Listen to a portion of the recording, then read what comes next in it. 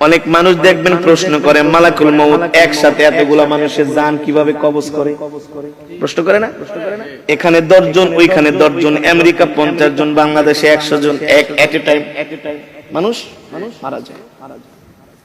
এতগুলো মানুষ কিভাবে মালাকুল মউত একা মানুষের জান কবজ করে? মালাকুল মউত আল্লাহর নবীকে বলতেছেন, ওগো নবীজি, একটা মানুষের হায়াতের জিন্দেগি যখন শেষ হয়ে যায়, আল্লাহ তাআলার আরশে আজিমে একটা গাছ আছে, ওই গাছের সাথে এক পাতা আছে, প্রত্যেকটা পাতায় পাতায় এক একটা মানুষের হায়াতের জিন্দেগি লেখা থাকে। যখন তার হায়াতের জিন্দেগি শেষ হয়ে যায়, 40 দিন বাকি থাকে, তার হায়াতের জিন্দেগির ওই গাছের পাতাটা হলুদ বর্ণ হয়ে যায় 40 দিন আগে। ওই বান্দাকে যে ফেরেশতার মাধ্যমে রিজিক দেওয়া হয়, ওই রিজিকওয়ালা ফেরেশতা 40 দিন আগে আয়েশা বইলা যায়, আল্লাহ তোমাকে 40 বছরের 50 বছরের জিন্দেগি দিয়া দুনিয়াতে পাঠাইছে, তোমার জন্য আল্লাহ যতটুকু রিজিক নির্ধারণ করছে, তোমার রিজিক খাওয়া শেষ, আর মাত্র 40 দিনের রিজিক বাকি আছে। কয়দিন? আবার যখন এইভাবে করে একদিন, 2 দিন, 3 দিন যেতে থাকে, প্রত্যেকদিন ফেরেশতা আয়েশা তার মাথার সামনে বৈশা বলে, শোনো শোনো, তোমার বাকি আছে আর 38 দিন, 37 দিন, 36 দিন। দেখেন আমার সাথে আপনাদের কথাগুলো মিলে কিনা। যখন একটা মানুষ ইন্তেকাল করবে, তার 40 দিন আগেই দেখবেন তার কথাবার্তা সবকিছু একটা পরিবর্তন চলে আসে, খাওয়া দাওয়ায় পরিবর্তন চলে আসে, খেতে পারে না। যে মানুষ আধা কেজি চাউলের ভাত খায়, 1 কেজি চাউলের ভাত খায়, আধা কেজি গরুর গোশত, 1 কেজি গরুর গোশত খেয়ে ফেলে, ওই মানুষ দেখবেন 1 মুঠা ভাতও খেতে পারে না। তার সামনে খাবার দিলে আর খাবার ভালো লাগে না। যে মানুষ 1-2 গ্লাস দুধ খেয়ে ফেলতো, সেই মানুষকে চামচ দিয়ে দুধ খাওয়ানো হয়। যে মানুষ 1-2 হালি কমলা খেয়ে ফেলতো, তাকে একটা কমলার খোসা মুখে নিয়ে একটু রস খাওয়ানো হয়। কারণ কি রে ভাই, কারণ কি? আল্লাহর নবী বলেন, আল্লাহ তাআলা তার জন্য যতটুকু রিজিক নির্ধারণ করেছিলেন, তার রিজিক শেষ, বাজেটে আর তার রিজিক নাই। আর মালাকুল মউত আয়েশা বলে, শোন, তোর বাকি আছে আর মাত্র 3 দিন। 40 দিনের থেকে কয়দিন? দেখবেন একটা মানুষ মৃত্যুর 3 দিন আগে তার কথাবার্তা আরো চেঞ্জ হয়ে যায়। আত্মীয় স্বজনকে দেখলেই তাকায় থাকে, এক পলকে তাকায় থাকে, দোকানের দিকে যে তাকায় থাকে, বাড়ির দিকে যায় তাকায় থাকে, সম্পদের দিকে যায় তাকায় থাকে। কারণ আস্তে আস্তে পৃথিবী তাকে ছেড়ে দিতেছে। আল্লাহ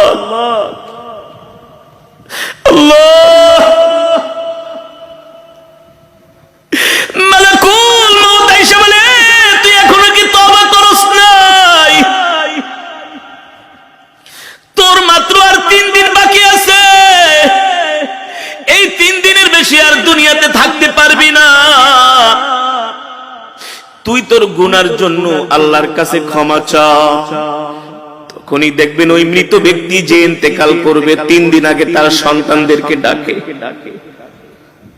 কথার মধ্যে একটা পরিবর্তন, আবেগী কথাবার্তা বলে, বাবা রে, আমি যদি চলে যাই, তোর মাকে দেখা রাখিস, তোর ছোট বোনটারে দেখা রাখিস। আমি যদি মারা যাই, আমার ছোট ছেলেটারে তোরা কষ্ট দিস না। বলে কি বলে না? আস্তে আস্তে করে একটা পরিবর্তন চলে আসে, তার একেবারে খাওয়া দাওয়া বন্ধ হয়ে যায়। শরীরের নার্ভ গুলো, শরীরের পার্টস গুলো আর আগের মতো কাজ করে না। কারণ সে মৃত্যুর জন্য তৈয়ার হচ্ছে। যখন তার হায়াতের জিন্দেগির পাতাটা একেবারে হলুদ বর্ণ হয়ে যায়, আর মালাকুল মউত আয়েশা তার সামনে হাজির হয়ে যায়। যদি নেককার হয়, স্ত্রীকে বলে, আমাকে কালেমা শরীফের তালকিন দাও। যে নেককার হবে, মুমিন হবে, আল্লাহর নবী বলেন নেককার মুমিন মৃত্যুর আগে সে জানতে পারে। এই কারণে সন্তানদেরকে বলে ওই জায়গায় আমাকে কবর দিবা, ওই জায়গাটার মধ্যে আমার জন্য কবর খুঁজা রাখবা। আর শোনো শোনো, আমার মৃত্যুর পরে বেশি দেরি করবা না, তাড়াতাড়ি আমাকে কবরে ঢুকাই দিবা। আমার মৃত্যুর পরে আমার জন্য কান্না করবা না, কান্না করবা না। যদি আমি সন্ধ্যায় মারা যাই, এশারের আগে আমাকে কবর দিয়া দিবা। এভাবে নসিহত করে, নসিহত ওসিয়ত করে।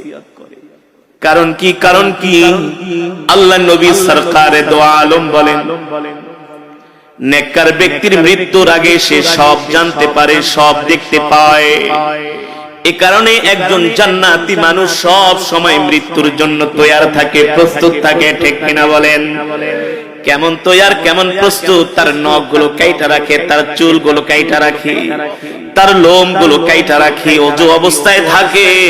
যে কোনো সময় মালাকুল মউত তাকে পাকড়াও করতে পারে। ঠিক কিনা বলেন?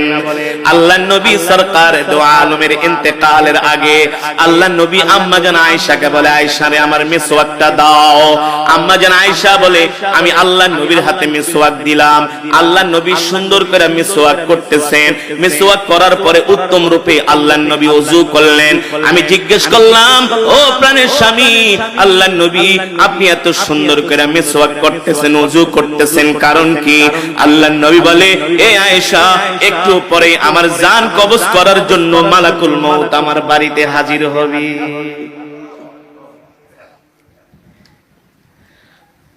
মৃত্যু এমন একটা কঠিন বিষয়। আল্লাহ তাআলা বলে, এই মৃত্যু থেকে কেউ বাঁচতে পারে নাই, তোরাও বাঁচতে পারবি না রে বান্দা। এবার আল্লাহর নবী জিজ্ঞেস করে, মালাকুল মউত, আপনি এতগুলো মানুষের জান কিভাবে কবজ করেন? মালাকুল মউত বলে, গো আল্লাহর নবী, আপনার সামনে যদি একটা পেয়ালা থাকে আর ওই পেয়ালার মধ্যে যদি হাজার হাজার পিঁপড়া থাকে, আপনি চাইলে একটা পিঁপড়াও মারতে পারবেন, চাইলে 100 পিঁপড়াও একসাথে মারতে পারবেন। পারবেন না? মালাকুল মউত বলে, সবার চেহারা আমার সামনে উপস্থিত থাকে। যখন তার হায়াতের জিন্দেগীর পাতাটা যখন হলুদ বর্ণ হয়ে যায়, আমি মালাকুল মউত তাকে আস্তে আস্তে করে সতর্ক করি। দিন যায়, দিন যায়, রাত যায়, আমি তাকে সতর্ক করি। যখন তার একেবারে হায়াতের জিন্দেগীর পাতাটা আস্তে করে জমিন থেকে, আস্তে করে গাছ থেকে খসে জমিনের দিকে আসে, তখন আমি মালাকুল মউত তার জান কবজ করার জন্য তার বাড়িতে হাজির হই। হইতে পারে সেটা দুপুর বেলা, হতে পারে সেটা রাত 3টা 5 মিনিট। ঠিক কিনা বলেন? অনেক মানুষ দুপুরে মারা যায়, যায় না? দুপুর 2টা বাজে মারা যায়। আমরা মনে মনে বলি, আহ, লোকটা দুপুরের খাওয়ানো খাইতে পারলো না। আরে আল্লাহ চাইলে তো তাকে দুপুরের খাবারটা খাওয়াই মরণ দিতে পারতেন। ঠিক কিনা বলেন? আল্লাহ বলেন, না না না, ইদা জা আজালুহুম লা ইস্তাখিরুনা সাআতাও ওয়া লা ইস্তাকদিমুন। আমি আল্লাহ প্রত্যেকটা মানুষের হায়াতের জিন্দেগীর একটা সময় নির্ধারণ করছি। এ বান্দা, তোমার মৃত্যু 1 মিনিট আগেও হবে না, তোমার মৃত্যু 1 মিনিট পরেও হবে না। আমি আল্লাহ যখন নির্ধারণ করছি তখনই তোমার কেবল মৃত্যু হবে। ঠিক কিনা বলেন? এবার সাহাবীরা মৃত্যুর যন্ত্রণার কথা শুনে তারা কান্না করা শুরু করে দিলেন। আল্লাহর নবী বলে, সাহাবীরা তোমরা কান্না করো না, তোমাদের জন্য সুসংবাদ হলো, যারা মুমিন হবে, যারা জান্নাতি হবে, তাদের জান কবজ করার জন্য আল্লাহ তাআলা জান্নাত থেকে একটা সাদা রুমাল পাঠাবে। জোরে বলেন সুবহানাল্লাহ। আল্লাহ তাআলা জান্নাত থেকে একটা খুশবু দিয়া দিবে।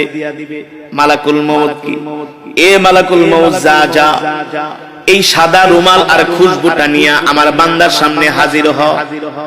তাফসীরের মধ্যে এসেছে, মালাকুল মউত জান্নাতের মধ্যে রাইয়ান নামক একটা সুগন্ধি আছে। নাম কি?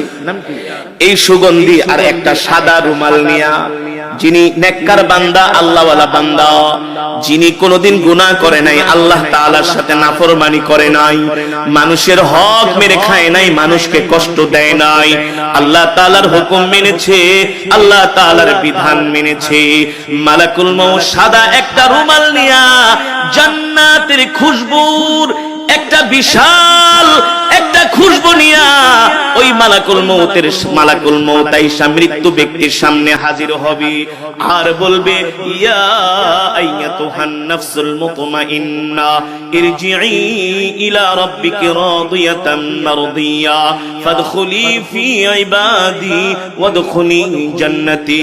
আল্লাহ ডাক দিয়া বলে, এ প্রশান্ত আত্মা, এ নেককার আত্মা, এ জান্নাতি আত্মা, তুই বের হয়ে আয়, বের হয়ে আয়। আল্লাহর নবী বলেন, ওই সময় একজন নেককার বান্দার সামনে আল্লাহ তাআলা জান্নাতের দরজাটা খুলে দেন। সুবহানাল্লাহ। ছোট বাচ্চাদেরকে ইনজেকশন দেওয়ার সময় কান্না করে, ওদের সামনে একটা খেলনা ধরেন, কি কার্টুন দেখান, ওদেরকে হাসি দিয়া ওদেরকে মন ভালো করার চেষ্টা করেন, বলেন যে একটু পরেই তোমাকে একটা আইসক্রিম কিনা দিব, একটা চকলেট কিনা দিব, এই যে দেখো তোমার জন্য কত সুন্দর একটা খেলনা কিনছি।